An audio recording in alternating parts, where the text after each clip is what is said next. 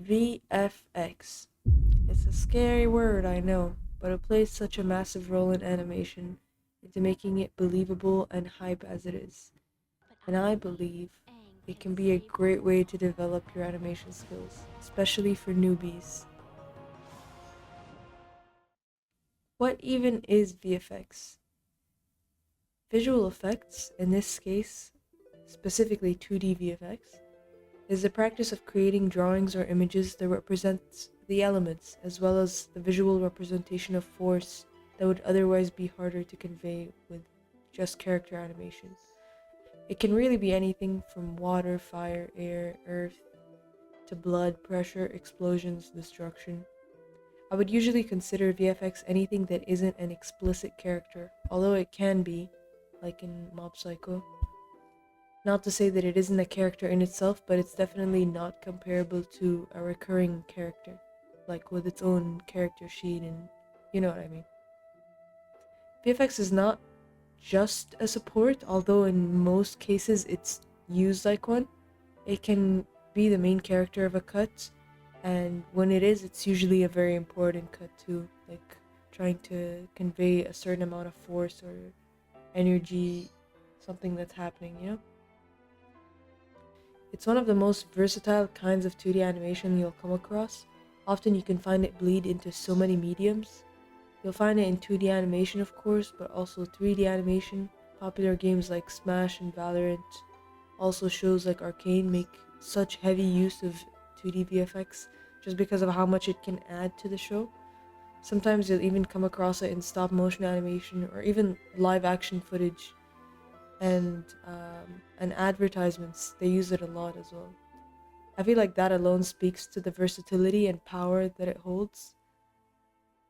VFX is a great place for beginners to start, and I can think of 4 reasons as to why that is. So, the first of which is there's a really small barrier to entry. So, usually, if you're trying to get into 2D animation, you'd have to learn how to draw, and that can take like a long time. You don't need to be amazing to do 2D animation, like a drawing specifically, but you do need a proficient level, and just to develop that, it can take a long time, especially if you want your stuff to be understandable and like readable by other people. Um, yeah, so for 2D VFX, it's actually not the case. You can start relatively quickly. Like if I just do this, like that's like either smoke or fire or something like that. I can do like a goopy version, and then you'll know it's like more liquidy.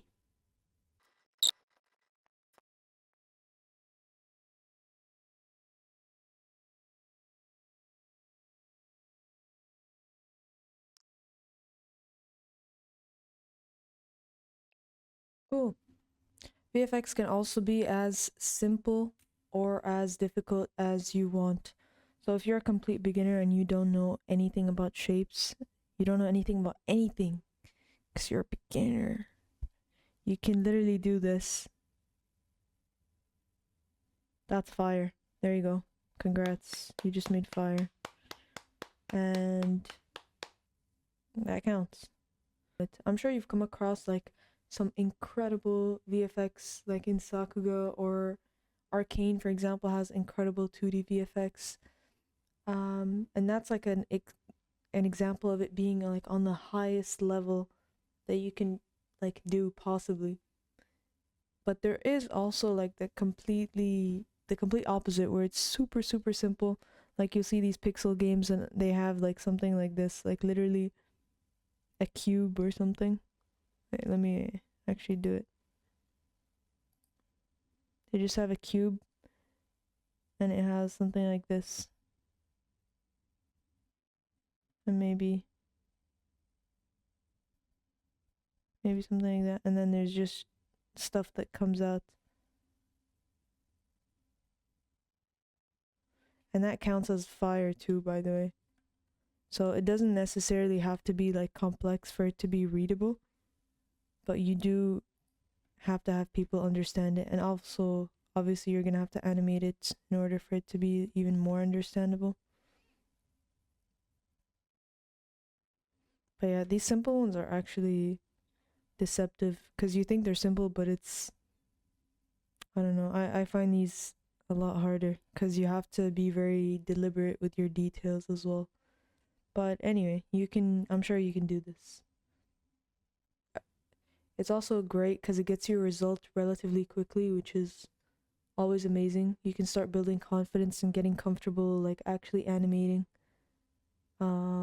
using the timeline, using all of this stuff that's like, it can seem a little bit daunting if you're not used to it. That leads into my last tip, which is exactly that it gets you used to the program itself. It gets you used to timing and spacing. So if you're actually animating, like let's say I'm gonna do like a simple fire. I'm gonna do this.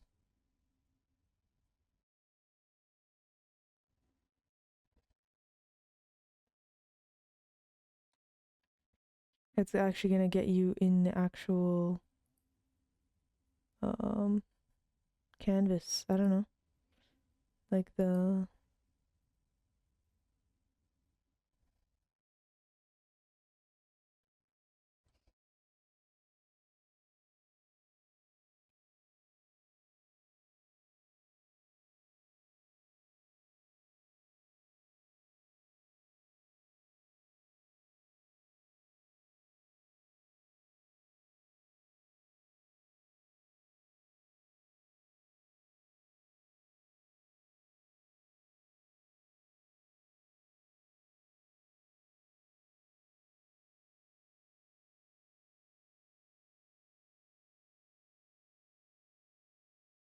I don't want to make it any longer, so we're actually just gonna loop it and just try and connect these guys. So I'll just have it dissolve here.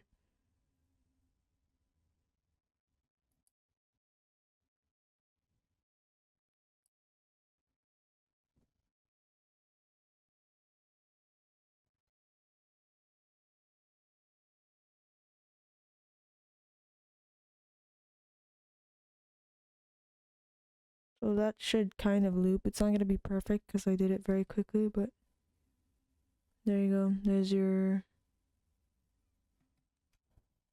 fire. If I wanted to make it even better, I would loop the beginning too. So I would have this disappear slowly here and actually track all of these little embers.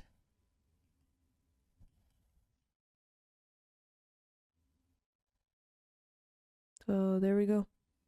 It's very bad, and I did it super quickly just to illustrate my point. But imagine you do like a bunch of these. It's gonna be amazing, and you're gonna get super used to it, and then you're gonna be able to do so much more. Um, yeah, I'm sure this will be helpful. But yeah, I also want to show you guys what I worked on. So this was for a trailer that I was working on with my friends. I was working on the end sequence. So there's a lot of these missiles that are coming through. They're supposed to be like exploding and then splitting into like a bunch of tinier missiles. And as you get through them, they basically reach that main character and like corner him basically. But yeah, a lot of what I talked about is here. Like it's VFX is just shapes, and then when you combine that with animation, you're just tracking stuff and moving it at like a very high speed just to create that intensity. Yeah, I think this is my favorite frame because I tried to make it look like there was a skull in there. I don't know if it's super visible, but wait, let me show you.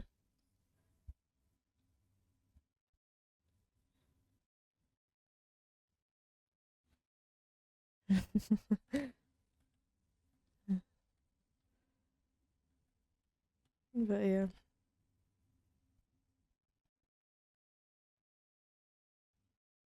it's pretty cool. These I when I initially made them, by the way, they weren't supposed to be played like one after the other. There was gonna be like almost sort of like a build up where you see the character and he doesn't know that it's coming, and then it goes back to this and then the character again, and then it cuts back and it's super close. But I think we ran out of time or something. I forget what exactly happened, but we had to just stitch them together, which was a little bit unfortunate because I didn't animate them with that in mind. And then this is the ending part. I lost the file where I actually have like the background rendering because I did do that. You'll see that later. All of these like backgrounds, they're, what's it called? I did this sort of stuff on them. Like what would you call that? Like second shading or something? I don't know. But you'll see that later.